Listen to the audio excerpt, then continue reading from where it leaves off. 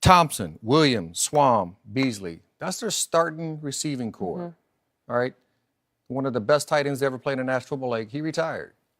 So when you're a defensive coordinator, you're looking at it going, okay, I got all these guys. I'm trying to figure out who they are. And then there's a guy in the backfield, Ezekiel Elliott. He's like the mainstay.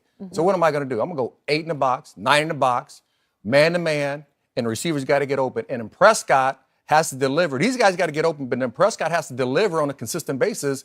Who's going to do that more? Can we stop Zeke? If we stop Zeke, then it's all the pressure goes to Prescott. And we believe that we can be a better football team and be better than your offense if we do that on a consistent basis. Simple as this. When ask any defensive coordinator, when they face the Cowboys, who and what are you trying to stop? We're trying to stop Zeke Elliott and that run game. No defensive coordinator goes into the game, says, we're trying to stop Dak Prescott. When you face Tom Brady, you face Aaron Rodgers, you face Cam Newton, when you face these other top quarterbacks, they say, we got to get the head of the snake.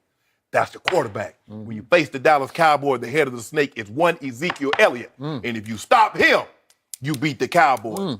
You make Dak Prescott beat you. And guess what? If Who was the offensive rookie of the year? When those two were rookies? I'm just trying to remember. Dak Prescott. Oh, thank you. Go ahead. And what did Zeke do? What did Zeke do? I don't remember. Led the league in rushing. 1,606 yards, 15 rushing touchdowns, averaging 5 yards a carry on first down. If you don't mind me asking, since Zeke has not been that guy since then, how does Dak look? Well, is Zeke that guy? Maybe that's the question. So now you giving up on Zeke? Oh, now it's on Zeke. I noticed you don't ever want to put any of the, you know what, Skip Bayless? You know, I must say, after all I heard, and I didn't go to camp practice, but all I heard was he looked sleek and explosive in camp, right? He's just taking over camp practice. You don't look sleek now. He didn't look sleek and explosive to me yesterday. I'm sorry. And again, he played 0 preseason snaps, and maybe you got to knock some rust off, but the body didn't look as good as it looked when he came back from Cabo after his 6-game suspension. He didn't look like that guy. Yes. That was not explosive Zeke yesterday. But I'm going to say this one more time, and I'm going to stand by it. I still believe this is a wild card team because you're overreacting to what happened at Carolina. When I watched Tom Brady at Carolina in the 3rd preseason game, the dress rehearsal, and Tom Brady played start to finish in the first half. Cam played the whole first half. And what happened? Tom Brady could do next to nothing. He managed 3 points and barely 100 yards passing against this defense. This defense is stout. It is physical, and it plays fast, especially at home when it gets the crowd going behind it.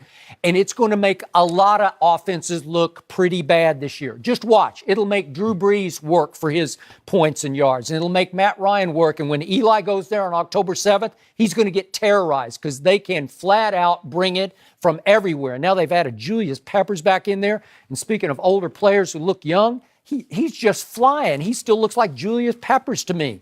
So, again, I'm not going to overreact to what they did to the Cowboy offense yet. Cam to the Cowboy defense, which, by the way, is still pretty good. It's good enough to be a wild card team. Cam did to my defense what I thought Dak might do to their defense, which is some zone reads, some rollouts, some more things where you get to have the ball in your hands and carry the ball. And instead, right away, in what shaped up as a low-scoring, physical, defensive football game, what did they do? They go away from Zeke right away. You got to feed the beast. You got to get him some reps. And I don't care if he gets none-yard gains. You got to keep pounding and get him, because in the second half, he started to look a little more like Zeke.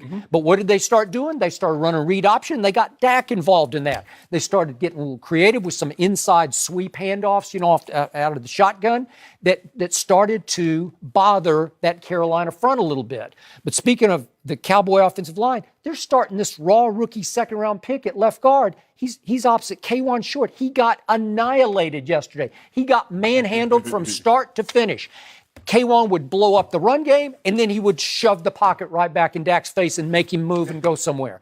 And after a while, to your point, if you're going to just play pure drop back and try to let one of those receivers beat somebody, you're going to have a long day, because I thought it was going to be Dink and Dak. You make fun of him, but I thought it was going to be bing, bing, bing, bing, handoffs, lots of read option, get Dak involved in the run game the way Cam's involved in the run. Dak's 250 pounds. He's a big, strong man who can take the beating. So I didn't see any of that. I saw him dropping back and hold the football. If you drop back and hold it for 2 or 3 counts against that front, sacks. you're going to have Just 6 like he sacks. had. You're going to get punished. It's going to look ugly, and it looked ugly all day because their starting field position was just horrible in their first 7 possessions. They started from the 18-yard line on average. They're backed up against a hellacious defense, and they went away from Zeke early. And I have no idea why. I don't get it. But Skip, but when you look at it, when you need to make a play, where is he going with the football? They're devoid of playmakers on the edges. Every team has a guy that if it's 3rd and 8, and I need a throw, and I need somebody to make a catch for me, everybody has that guy. Who is that guy on Dallas? He's gone. Well, he was gone 2 years ago, effectively. With Jason Pitt. No, you're talking about Dez Bryant. Yeah, well, Dez and Jason, Okay, all right. both those guys. Okay. Well, you can't blame Dez. Dez gone. Dez said, stop blaming me. He told me to tell you to stop blaming him because he wasn't there. All right. So in the big picture, it's still a football game, and it's 10-0 late in the 3rd quarter. And they finally get some field position at the 45, and they move it into field goal range, so they have a 47-yard field goal. Did Dan Bailey trot onto the field and just kick it right down the middle? Nope, he didn't because he got cut.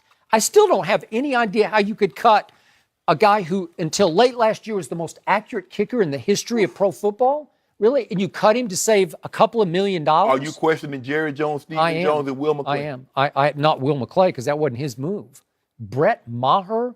Who the hell is Brett Maher? No, seriously. That's what a did new trend in the National Football League. They're keeping rookie kickers. Yeah. Well, he's And not it's for a the rookie. cap reason. It's Hey, all for the cap he's reason. a 28-year-old refugee from Canadian football who bounced around the NFL, never kicked a single kick in the National Football League, and he trots onto the field and predictably went wide right. And it just rips the guts out of your football team. On the sideline, I'm sure they're thinking, damn, it could have been 10-3. Well, you're in the game. Did you see the Cowboys playing? They were gutless up until that point anyway, so they didn't have any gut. You watched them play, Skip Bayless. You know, I watched the defense play, and I think you just called my defense gutless, and it didn't look like gutless to me. Give them credit because it could have been a lot worse because they did force a fumble inside the 5-yard line on C-Mac, Christian McCaffrey. So give them credit. I thought the defense played well. Now, you know, Sean Lee, he put on the clinic on how to miss tackles yesterday. Did he? You see it, Rod? He looking at the backfield. You got Cam. Stop Did worrying you about see the running plays back. he made in the pass game? Did you see him getting his hands on balls? Oh, he got one tip, but I saw a wide receiver, 180 pounds, run over him. I saw Christian McCaffrey. juke him He'd in already back. been blocked sideways. Are you kidding me? No, he had no skip. Don't do please. that. Don't do that. And then how about my coach, Coach Clapper? it's 4th and 10 with 2 minutes and 18 seconds left. Jason Garrett, arch-conservative Jason Garrett, 4th and 10 from the Panthers' 48-yard line. You got 2:18 left in your defense. The whole second half, Cam is going nowhere fast. He's having a hard time. I agree. So you punt it. You try to pin him. You got one of the better coffin corner sort of Right. kickers in the league. And just punt him back to the 5 or the 10 or the 15, somewhere, and let your defense hold on and make them punt it back to you. And maybe you'll get the ball 1st and 10 at the 50. Right. I don't know, right? Even if That's you how get- you play football. That's smart football. Even if you get it at your 40, Skip, Okay. you got new time. You got new set of downs. So for once, Jason Garrett gambles, but it's a dumb gamble. Like, well, I can't even justify it. Way to go, no, not way to go, because you've done nothing throwing the football, especially on 4th and long or 3rd and long. What are you, 2 for 11 on 3rd down at that point? And you just drop him straight back, and guess what happened? K'Wan Short is right in his face as he starts to release to Deontay Thompson, who looked to be open on the sideline for a split second, and got a hand up, and the ball sails, and the game's basically over at that point. Way to go, Jason. Way to go. Whoa. Hold a timeout. Your quarterback. You told me you got a top 10 quarterback. A top 10 quarterback got to deliver us from evil. Yeah, but what quarterback with no protection can be any good at all? What did you tell me happened to Tom Brady at Denver in the AFC Championship game, right? But Tom Brady had that running game. Give Tom Brady a running game, and he'll run you out. He going to beat the brakes off. Okay, but Dallas didn't have a running game yesterday either. No, they didn't had use one. it. They chose not to use it. Well, I There's a agree. difference. Okay. The great quarterbacks can make a difference. They're going to make the receivers look better. Now, they're on the road. So if they go on the road, they go to Carolina. It's tough to win on the road. So when you go on the road, you want to split. You want to win your home game. So they've still got time. But at the end of the day, It's going to come down to Prescott. It really is. I mean, the defense is going to play good football. They're going to play